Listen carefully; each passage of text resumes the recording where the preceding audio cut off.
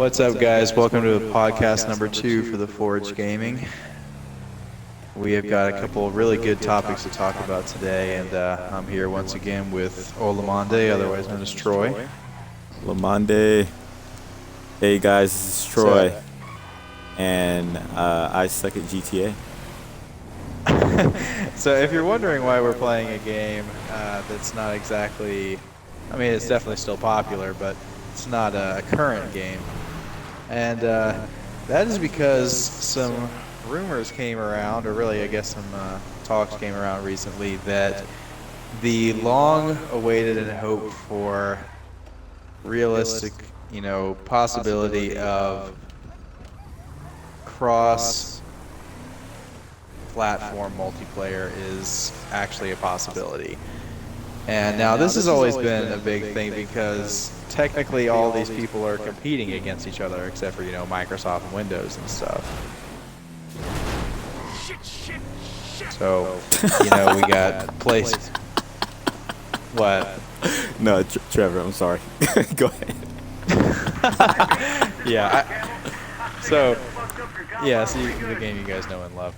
But anyways, so basically, PlayStation, Xbox, they're all competing against each other. So the idea of cross-platform multiplayer, me hopping into a game on my PlayStation, finding players on Xbox, is just kind of unheard of.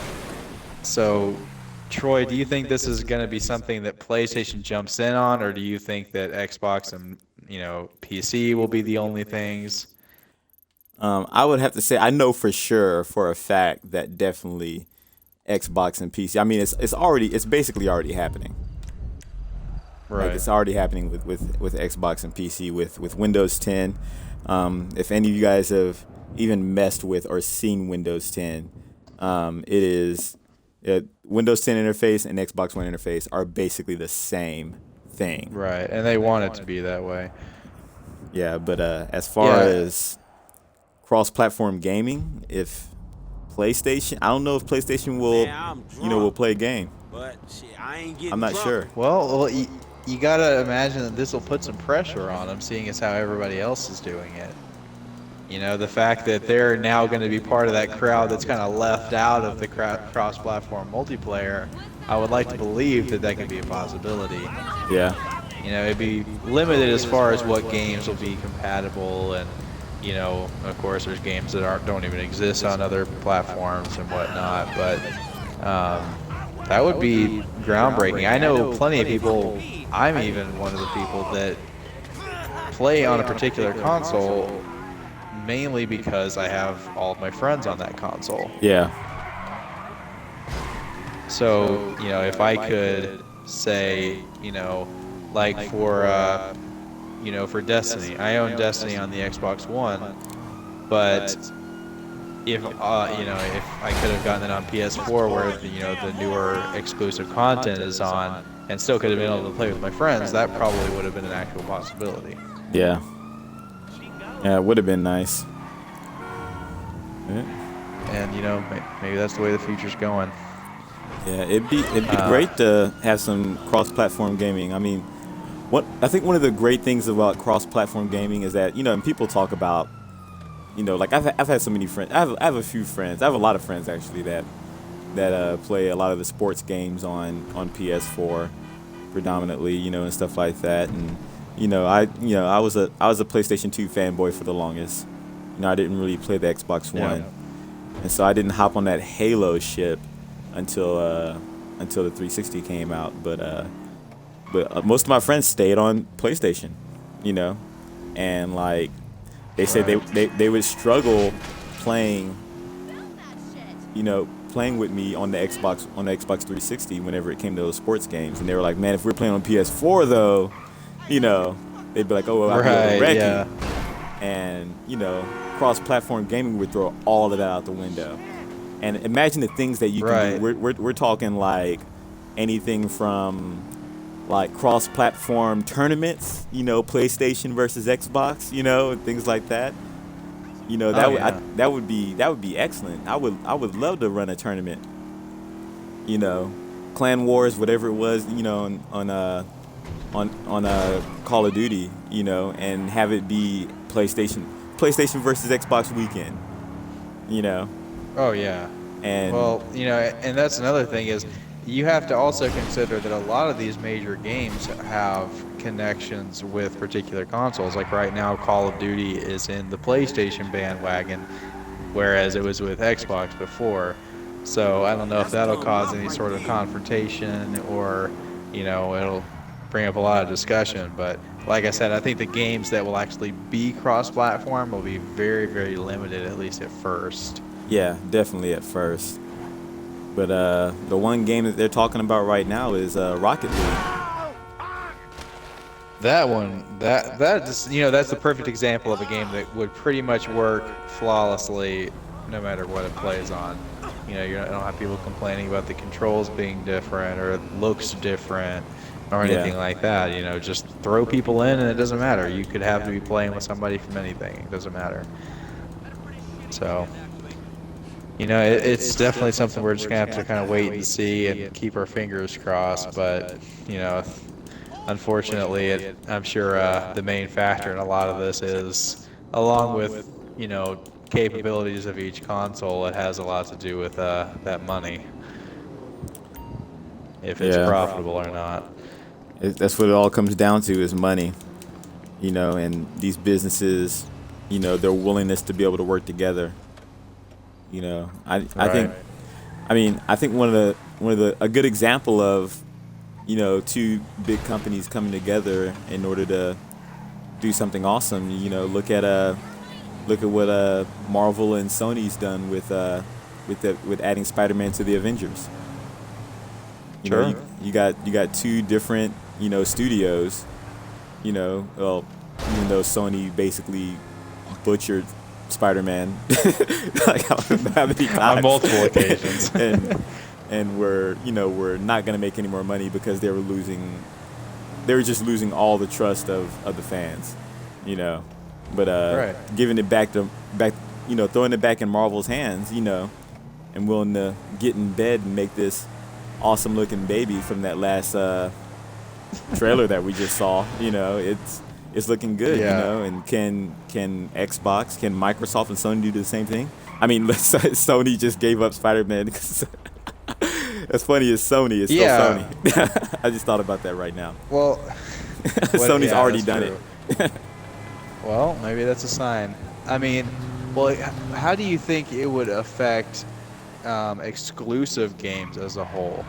Because it would almost, in my head, make them more important than they are now. Oh yeah. Because that's going to push people to, buy that. Because now, if cross-platform becomes a thing, the reason for people buying a particular console or a particular PC is going to come down to anything but the games. It's going to be about what system interface they like more, Yeah. the cost, the accessories, all that stuff. So then whenever exclusives come around, that would be the push, that would be the main focus. Yeah. So, It would definitely it's, be all about the exclusives whenever it comes to, well, yeah, that and graphics and all that other kind of stuff. right, which Yeah. comes down to pixels at this point. Yeah, people are getting nitpicky so- about the graphics. Oh, it drives me nuts. 720p, 1080p. Unless you're freeze framing stuff, you're hardly going to notice a difference. Yeah. But, just wait and see and, hope that everybody can put their differences aside and, make something happen for the better of the community. Yeah, well, that's the thing. Are they about the community or are they about the money? And We Right are now- talking about developers for Yeah. consoles, and Microsoft and Microsoft and Sony. They've gotten in bed with a lot of people, but they haven't gotten in bed with each other. yeah, I think when it comes to a gaming aspect, I think Sony is all about the money. Yeah. Even though they did have the cheaper console, and this isn't the bag on Sony. The PlayStation 4 is an awesome console. Like Oh, yeah. I love the PlayStation 4. It looks better than Xbox One physically, Right. like It doesn't look like a BCR. yeah, it doesn't look like a freaking VCR. The controller's real nice and slick. You know, I actually have to say I enjoy both the controllers from the Xbox One and the PS4. You know, having played both and owned both. But yeah, I mean, I would have to say. I mean, I forgot where I was going there, but up. Looks like we have somebody else in our party. I actually just muted him. I'm sorry. Oh, okay. Oh, yeah, no, I agree, and it's gonna come down to, you know, what's gonna be profitable on both ends, because you have to understand that just like movies and everything else, while they are meant for people to enjoy, those companies are bent on making money. Yeah. You know, that's what companies do. Who can appear to look more like they're for the gamers, anyways. I guess that's what it comes down to. But, you know, and I'll go ahead and jump us into our next topic here, which is pretty fresh news. That is the current list of games that are said to be at E3 2016. Now, as if we didn't have enough games to play already. You know, there's a pretty good list here. And now these games are not all confirmed, but they are either confirmed already or have been teased at previous E3 or gaming events. So it is, you know, thought to be at the next one. So I'll quickly go through this list and we'll hit the highlights afterwards. So first of all, we have Below for PC and Xbox One. We have Call of Duty 2016 for Xbox One, PC, and PS4. Crackdown 3 for Xbox One. Dishonored 2 for Xbox One, PC, and PS4. Dreams for PS4. FIFA 17 to be announced. Final Fantasy 7 Remake for PlayStation 4. Final Fantasy 15 for PS4 and Xbox One. The next Forza game, it doesn't have a specific title with it yet. That's for Xbox One and possibly PC. Here's one for your choice. Gears of War 4. Finally. To be announced. Horizon Zero Dawn for PS4. Just Dance 2017 to be announced for consoles. Kingdom Hearts 3 for PS4 and Xbox One. Lawbreakers for PC. Legend of Zelda for Wii U, for the Wii U. Mass Effect Andromeda, I might be pronouncing that wrong, I don't know. Xbox One for PS4. Oh, Andromeda. Okay, that's what it is. Nier Automata for PS4, sounds Japanese. Persona 5 for PS4 and PS3, wow. Recore for Xbox One. Scalebound, which I'm actually interested in for Xbox One. And then the top dog for me, Titanfall 2. So, what do you have to say? And I'm pretty sure I already know, but what do you say you're most excited for there? Oh man, it's tough to say. I'm really excited about Recore. Like I'm excited about new IP. You know, any new games that are coming out, you know, really excites me. Gears of War for sure. Even though I think I've already heard a little synopsis of what's going to happen with it. And spoiler alert to anyone who doesn't want to know yet, which I'm pretty sure they're going to reveal at E3, is that this game will not be starring Marcus Phoenix, our usual hero. It will actually be starring his son. So. And Marcus Phoenix not being in the game was one of the reasons why you didn't like Gears of War Judgment, right? Yes, it was one of the reasons why. So does that make you skeptical? It does make me a little skeptical. You know, it's like having a Halo game without Master Chief. You know, Marcus Phoenix is the face of the Gears of War franchise.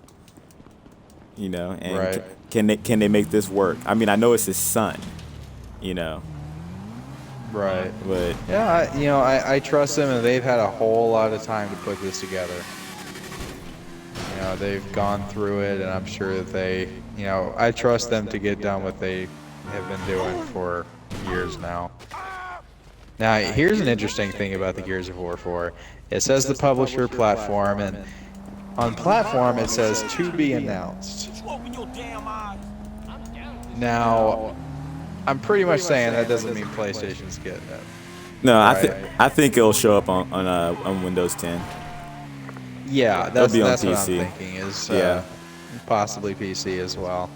Call of Duty 2016. Now, this is a topic that's been on my mind a lot lately, and there are so many rumors floating around about this right now. And, you know, of course, everybody that hated Ghost, which is 90% of the community, they want a, you know, Modern Warfare collection, or they want Modern Warfare 4, or they want, you know, some other new IP. I personally want Ghost 2. I'm going to get flack for that, but that's what I want from them. I want a classic boots on the ground Call of Duty game that, you know, can change up a lot of things, but I like that kind of Call of Duty game. Yeah, I mean, I like Ghost, you know, and I feel like it definitely is an underrated game. The you know, being the first Call of Duty game to come out on the next gen console, you know, that's tough. That's tough, especially following up Black Ops 2, which a lot of people consider to be probably one of the best Call of Duty games ever made. You know, Right. but I mean, I wouldn't mind seeing a Ghost 2. I wouldn't mind it. I don't think it would be my first pick though. I think What would be your first pick? my first pick would definitely be the probably, you know, World War II. You know, give me a little something different. You know, I remember some of the funnest times I had playing Call of Duty was when the first Modern Warfare and World at War were out at the same time. Like, those were like the funnest times for me. That was the time when I felt like I can go back and play either of those Call of Duties. Right. Yeah, I can agree with that. Like, You know, well, here's my thing, and this is, you know, this can be nitpicky, I guess, but from someone who played multiple times the entire campaign of Ghosts, they left that story on you know, a cliffhanger, and a pretty big one. And I won't spoil anything, not that anybody cares, but is it really realistically that they would just kind of drop that off and just say, yeah, we're done with it whenever they're still in the middle of something? yeah. That would be tough to leave that cliffhanger like that. Yeah, I mean, you know, realistically, the development for these games is already in process whenever the first one releases. So Yeah. whatever they're working on, they've been working on. Yeah, they've been working on it for like now. 3 years. Yeah, it's probably close to being finished now. Oh yeah, well, you know, we're gonna probably see. Usually, we'll see a single-player trailer, you know, at E3, and then later on, you know, later on in the summer and into the fall, we'll see some multiplayer stuff. But it's definitely going to be controversial, and the Call of Duty community has a tendency to just never be pleased, no matter what you throw at it. So they'll find something to complain about, and you know, as long as it is a good, solid, fun Call of Duty game that has not been burned out already, I am going to be happy with it. Yeah. Yeah, Alright, I think it should be good. Yeah, I definitely agree. And, you know, Infinity Ward has proved to me before that they know what they're doing, and they learn from their mistakes. Yeah, and I think the only down thing about Ghost was the graphics, because I feel like they definitely scaled back in order to keep the game on the last gen consoles, you know, playable. Exactly. That's why I'm really hoping. hoping. I am really hoping this one will drop last gen, which I think it will. And if you've seen Black Ops 3 on last gen, you'll understand why I'm saying that, because that game looks atrocious. It looks worse than Black Ops 2 did on the 360. Yeah, yeah, that was horrible. It's horrific. Right. It's like, why did you even do that? I have no idea what they were thinking there, but anyways, we got 2 Final Fantasies coming out. Yeah, I'm excited about Final Fantasy. I actually think I skipped the last one, dude. The Final Fantasy Type Type 0 or something like that? Yes. Can't really remember what it's called, but I haven't gotten around to playing that one yet. But Final Fantasy, I mean, it's always been, Final Fantasy is probably one of the most beautiful games ever made on a console ever. It is basically movie style game. Excellent graphics. Square Enix, man, they bring it. They bring it every time. Right. Yeah, especially their cutscenes are just ridiculous, and I don't see anybody really matching them with cutscene wise. Besides, you know who I have to say who's catching up with Square Enix when it comes to the cutscenes? Who's that? Is 343. Those well, the if you look cutscenes for at Halo, for Halo 4, Halo 2, Halo 5, you know, even the Halo 2 remake that had the same cutscene developer that did the Halo Wars cutscenes, which were also astounding. Yeah. And they're about quality. They take their time with what they make, but Square Enix and 343, they both take their time with their stuff and they polish it. Yeah. But, I'm excited about Kingdom Hearts. Been waiting for that Hearts, game. yeah. God knows how long. That is a game that a lot of people never thought was coming, and I truly love those games. I don't usually like those type of games either, but that game just has such a unique feel and such a unique world to explore, and seeing it on next gen will just be, out of the park. And they've done it time and again. And now we've also got Scalebound on the Xbox One. That was rumored either last year or a year before. There was a trailer for it at E3, and then it just kind of went completely dark.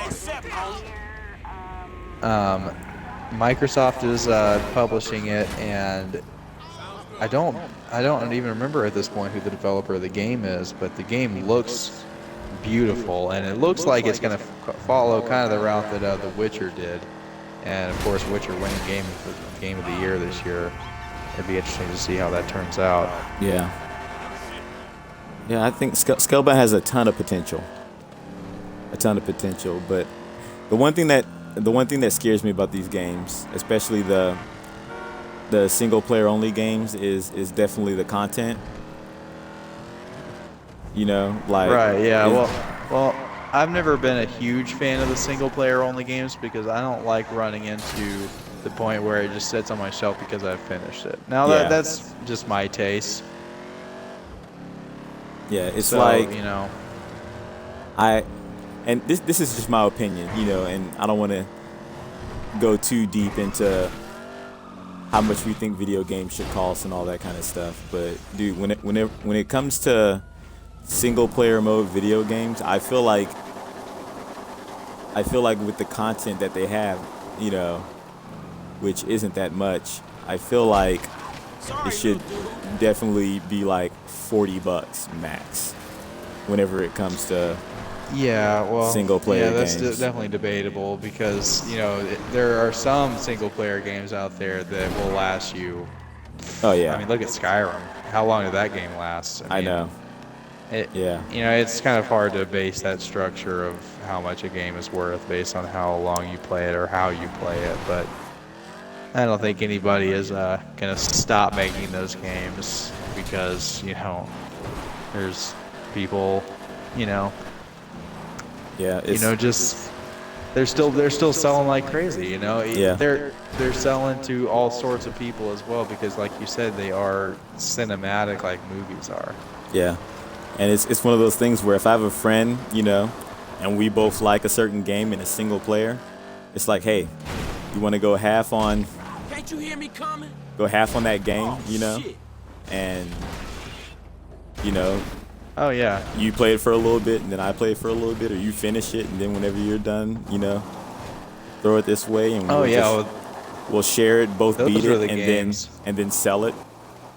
Exactly. Those are the games where you finish it. Somebody said, "Oh, I heard that game was good," and you instantly let them borrow it, and it can be a shared thing.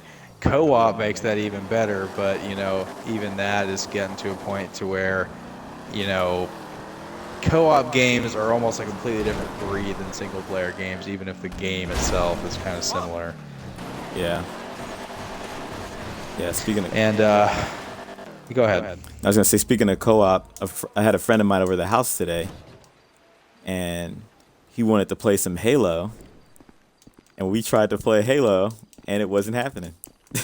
Oh my gosh, I was trying to play the other day, and Halo 5 is the first Halo game to come out without split screen multiplayer, Yeah, which I was couldn't do it. terribly disappointed with. That was how I grew up playing Halo, you know, Yeah. local tournaments on LAN and, you know, 1v1ing your brother or your friend who was talking smack to you, you know, and it's kind of disappointing that that trend is slowly going away. You know, co-op itself is definitely not going away, but that local aspect is kind of like, well, nobody plays in the same room anymore. It's all online, and the fact that Halo of all consoles decided to do that is a little disappointing, but you know, it is what it is. Yeah. Well, I mean, the thing is that the generation of kids and teenagers that started playing Halo 1, they're all grown up now, for the most part. They're all too busy playing Candy Yeah. Crush together. And Candy Crush, my gosh. But yeah, they're all grown up and they can all afford their own Xbox One. They can all afford their own Well, you PlayStation mean, 4. yeah, their parents can afford their Xbox Ones. Well, I mean, some of those teenagers now are like 25 years old. Halo 1 came out how many years ago now? It's been a while. Yeah, well, if we're talking about kids or we're talking about teenagers, but it's definitely gotten to that point too. Well, Now, teenagers, yeah. because kids shouldn't play those games. But they do. But they do. Anyways, the last hit point on this, last game confirmed to be at E3 2016, Titanfall 2. Now, Titanfall is a game that I still come back to occasionally, and I enjoy it every single time, but it lacks the content. Yeah. Well, it lacked the content when it first came out. Right. But it, you know, there was no single player campaign, which, you know, they broke off from Infinity Ward and created Respawn, and they did the math and basically figured out that almost, I think they said only about 30 or 40% of the buyers actually play that single player campaign. So they figured it would be better to invest all their time and effort into the multiplayer. So basically, you know, they are, first of all, it's going to be on PlayStation, which is going to boost sales tremendously. Yeah. Also, that game it's one of the most, you know, I don't even know how to describe it. It's just like, it's like watching a blockbuster movie. Like I'm watching freaking Pacific Rim or, you know, Avatar. Like it's just explosions and crazy things going all over the place. And now that they've learned what they've learned from the original game, I think that single player campaign will probably be one of the best campaigns this year. Yeah, I think the one thing that Titanfall was missing that Halo had, that Call of Duty has sometimes, and that Gears of War has, is the face of the franchise. Titanfall did not have a face of the franchise.